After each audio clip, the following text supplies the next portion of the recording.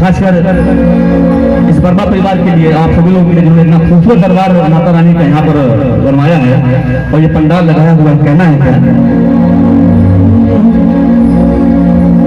घर ही में माई के बनाई मंदिर बनवाई हो। आप बताइए सबको आता है भजन? आता है ना? हाँ अभी गवाते हैं।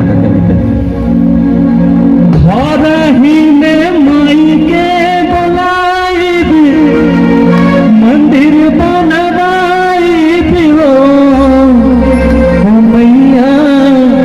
ओ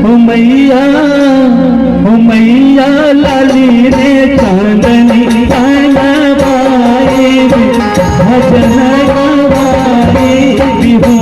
मैया लाली रे चांदनी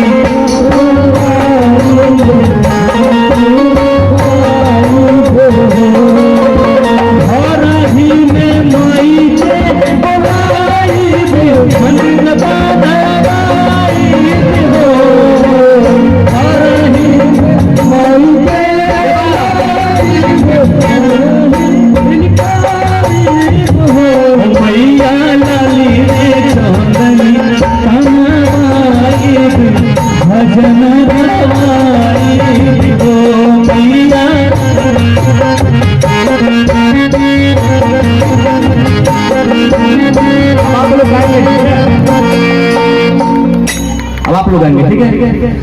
आंगना में बेदिया बनाए यज्ञ करवाई हो।